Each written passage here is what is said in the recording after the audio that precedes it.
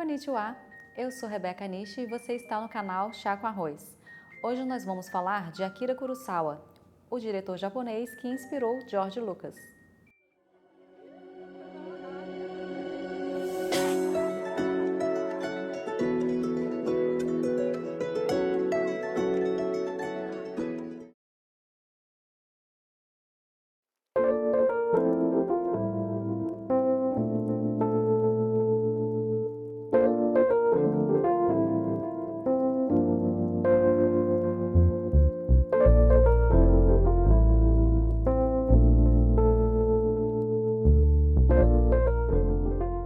Lembra dos episódios aqui do canal em que eu apontei as 10 influências samurais em Star Wars?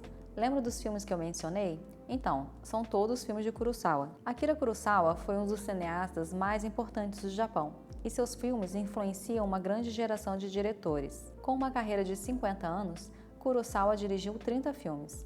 É amplamente considerado um dos cineastas mais importantes e influentes da história do cinema. Em 1989, foi premiado com o Oscar pelo conjunto de sua obra pelas realizações cinematográficas. George Lucas e Steven Spielberg entregaram o prêmio. Spielberg discursou, abre aspas, este ano, o Conselho da Academia elegeu um Oscar honorário para um homem que, muitos de nós acreditam, ser o nosso maior cineasta vivo e todos nós sabemos que é um dos poucos verdadeiros visionários para trabalhar em nosso meio. Akira Kurosawa fez 27 filmes em seus 47 anos como diretor. Clássicos indiscutíveis como Rashomon Okiru, Trono de Sangue, Sete Samurais e Run. E Lucas completou, abre aspas, alguém uma vez perguntou ao Sr. Kurosawa se seus filmes têm um tema comum. E sua resposta foi que eles fizeram uma pergunta comum: por que as pessoas não podem ser mais felizes juntos?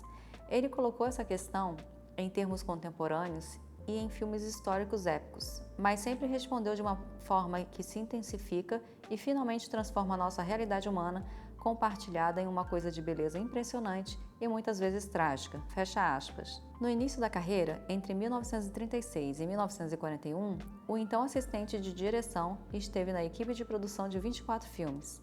Essa experiência lhe permitiu ter uma clara percepção do que era o domínio da câmera, a linguagem cinematográfica e da direção de atores. No início dos anos 40, Kurosawa estava à procura de uma história que ele poderia usar para sua carreira como diretor deslanchar. No fim de 1942, cerca de um ano depois do começo da guerra entre Japão e Estados Unidos, o romancista Tsuneo Tomita publicou um romance de judô inspirado em Shiro Saigo, chamado Sanshiro Sugata, título em português A Saga do Judô, cujos anúncios intrigaram Kurosawa. O estúdio Toho garantiu os direitos para o filme e Kurosawa adaptou o livro para roteiro de filme. O filme tornou-se um sucesso de crítica e comercial. No entanto, o departamento de censura decidiu mais tarde cortar cerca de 18 minutos da produção, muito do que hoje é considerado perdido. Já é possível perceber nesse filme a influência dos filmes de faroeste americanos em Kurosawa. A cultura japonesa se expressa na forma teatral das filmagens internas e no uso da paisagem natural, que possui significado além do óbvio, e ganha belas metáforas ou eclipses narrativos durante a projeção, além do lirismo em expressar os sentimentos através dos movimentos de câmera. Ao julgar um plano, qual é a primeira coisa pela qual você busca? Seria equilíbrio? Linhas guia? Proporção áurea? Cor? Luz? Formas? Tudo isso é essencial, mas tem também algo essencial, o movimento. Um filme do Kurosawa se move como o de nenhum outro. Cada um é uma aula sobre diferentes tipos de movimento e também como combiná-los. No decorrer de uma carreira de meio século, ele fez 30 filmes e em todos eles o movimento é surpreendente e cinematográfico. No decorrer de uma carreira de meio século, ele fez 30 filmes e em todos eles o movimento é surpreendente e cinematográfico. Primeiro, há o movimento da natureza. Em cada um de seus filmes, o fundo do quadro contém algum tipo de clima: vento, água, fogo, fumaça, neve. Uma vantagem dessa abordagem é que os planos ficam interessantes visualmente, mesmo quando as pessoas estão inertes, há chuva no fundo para atrair o olhar. Em segundo lugar, há um movimento de grupos. Os filmes de Kurosawa geralmente têm grupos grandes de pessoas que se juntam ou se separam. Grupos assim são bastante cinematográficos. Quando você coloca muita gente em um quadro, qualquer emoção fica maior. Terceiro, uma das melhores coisas de Kurosawa é que sua encenação é irrealista e exagerada. Se alguém está nervoso, caminha de um lado para o outro. Se está ultrajado, levanta-se de súbito. E se está envergonhado, bem, a pessoa põe as mãos sobre o rosto e se agacha, quase em posição fetal. Ele frequentemente dizia para seus atores escolherem um gesto para seus personagens e repetirem no decorrer do filme. Desse jeito, o público poderia rapidamente ver quem é quem e como se sentiam. Número 4. Movimento da câmera. Dentre as marcas do estilo de Kurosawa estão seus fluidos movimentos de câmera, que vão de close-up para um plano geral e para sobre o ombro num único take. Por si só, o movimento de câmera conta uma história. E quinto, há o movimento do corte. Kurosawa é um dos poucos diretores que trabalhava como seu próprio montador. Um dos motivos pelos quais seus filmes fluem é o fato dele tender a cortar em movimento. Quando ele finaliza uma sequência, ele muda o ritmo, geralmente terminando em algo estático, para daí cortar direto para o movimento. Alternando o ritmo, ele te mantém na ponta dos pés, porque você não sabe qual será o próximo corte. Run é um dos filmes mais lindos já feitos. Embora a visão de Akira Kurosawa quase desapareceu completamente quando a filmagem principal começou, ele só poderia enquadrar cenas com a ajuda de assistentes, que usavam pinturas de storyboards que Akira Kurosawa criou ele mesmo. A história é sobre um senhor de guerra japonês que decide que chegou a hora de se aposentar e divide seu reino entre seus 3 filhos. O mais velho, o filho do meio, concordam com sua decisão e prometem apoiá-lo para os seus dias restantes. No entanto, o filho mais novo, Saburo, discorda de todos eles, argumentando que há pouca probabilidade de os 3 irmãos permanecerem unidos. Sentindo-se insultado pela franqueza de seu filho, o pai baniu seu Saburo. Quando começa sua aposentadoria, ele rapidamente percebe que seus 2 filhos mais velhos são gananciosos e ambiciosos e não tinham intenção de manter a promessa. E agora, só Saburo pode salvá-lo. Basicamente, é uma releitura da peça de Shakespeare, Rei Lear, mas não é a primeira vez que ele faz adaptação samurai de Shakespeare. Outros sendo Trono Manchado de Sangue, adaptando Macbeth, e possivelmente Homem Mau Dorme Bem é uma adaptação de Hamlet. Os filmes de Kurosawa são filmados em preto e branco e apenas alguns foram filmados em cor, mas os que são filmados em cor utilizam o efeito completo, sendo Run a perfeição. Os samurais são vestidos com cores marcantes da cabeça aos pés.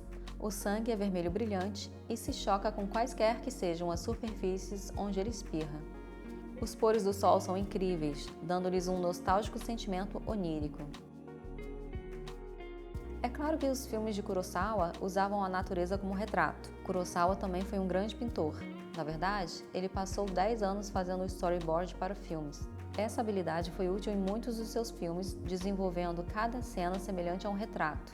Cada cena de Run é como uma tela diferente, ganhando vida a partir da cena inicial. Influência western em Kurosawa.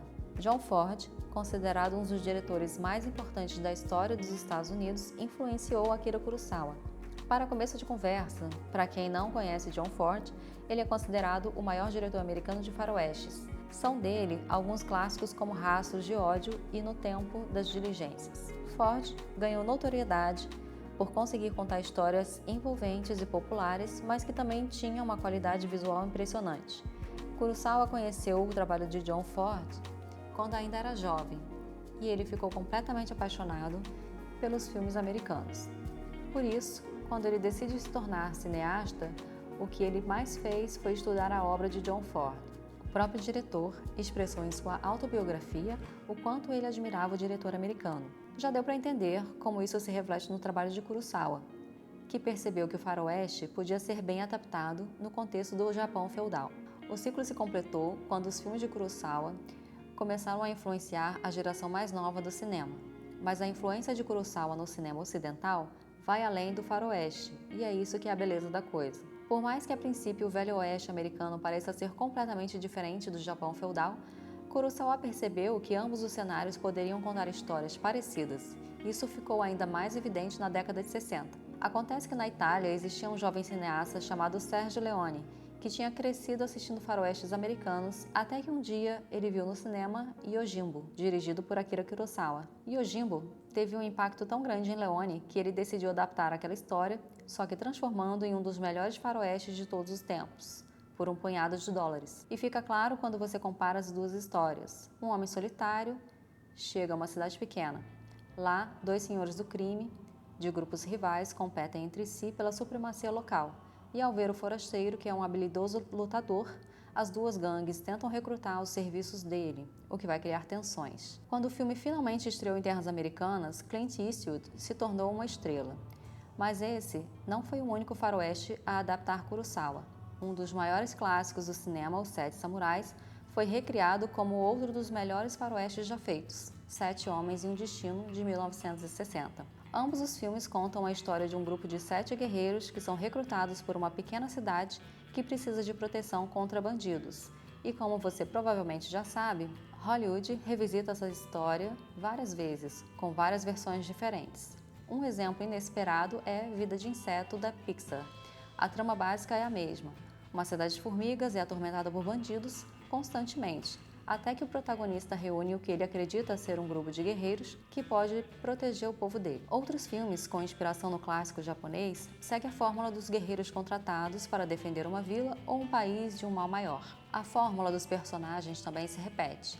Sempre tem um personagem líder sério e responsável, um jovem altivo e em busca de se tornar um grande guerreiro, um guerreiro linha de frente super habilidoso, um personagem experiente que decide se juntar ao grupo, um personagem não tão habilidoso, porém bem intencionado e charmoso, que te ganha pela empatia, um guerreiro excepcional, porém frio e apático, que no primeiro momento declina a oferta, mas depois decide se juntar ao grupo, e um personagem cômico e temperamental. E outra grande obra que foi muito influenciada pelos filmes de Kurosawa é nada mais nada menos que Guerra nas Estrelas, ou Star Wars no título original. George Lucas, como já mencionei, é um fã incondicional de Kurosawa e Star Wars não seria o mesmo se não fosse pela obra do diretor japonês. Como já tratei no episódio aqui no canal 10 influências samurais em Star Wars, o filme de Kurosawa que mais inspira George Lucas é o clássico A Fortaleza Escondida. Em 1947, o filme de ação Ginrei no Hachi, dirigido por Senkichi Taniguchi, teve a participação de Kurosawa no roteiro. Ele marcou a estreia do intenso e jovem ator Toshiro Mifune. Foi Kurosawa quem, com seu mentor Yamamoto, interveio para persuadir a Toho a contratar Mifune durante uma audição na qual o jovem impressionou muito o roteirista do filme, mas conseguiu afastar a maioria dos jogadores. Yodore Tenshi é frequentemente considerada a primeira grande obra do diretor. Apesar de o roteiro, assim como todos os trabalhos de Kurosawa dos tempos de ocupação, ter sido forçado a ser reescrito devido à censura americana, Kurosawa sentiu que este foi o primeiro filme no qual ele conseguiu se expressar livremente. É uma história realista de um médico que tenta salvar um gangster com tuberculose. Este foi também o primeiro filme como diretor com Toshiro Mifune, que iria interpretar papéis importantes em todos os 16 próximos filmes do diretor, exceto Ikiru. Apesar de Mifune não ter sido escalado como protagonista em Yodore Tenshi, sua performance explosiva como gangster dominou tanto o filme que ele desviou o foco do personagem principal, o médico alcoólatra interpretado por Takashi Shimura, que já tinha aparecido em alguns filmes de Kurosawa. Entretanto, Kurosawa não queria abafar a imensa vitalidade do jovem ator, e o personagem rebelde de Mifune conquistou o público do mesmo jeito que a postura desafiadora de Marlon Brando iria arrebatar o público em alguns anos depois. O filme estreou em Tóquio em abril de 1948. Aclamado pela crítica, foi escolhido pelo grupo de críticos da prestigiosa Kinema Junpo o melhor filme do ano, o primeiro dos 3 filmes de Kurosawa a receber essa honra. Bem, tem muito ainda o que falar sobre Akira Kurosawa, mas vamos ter que deixar para um episódio futuro. E aí, você gostou desse episódio? Então, curta esse vídeo, siga o nosso canal, não se esquece de tocar no sininho para receber notificações de novos vídeos e se você tiver qualquer curiosidade do Oriente, que você sempre quis saber e não sabia quem perguntar, escreva aqui nos comentários ou envie um e-mail. Até mais, tchau, tchau!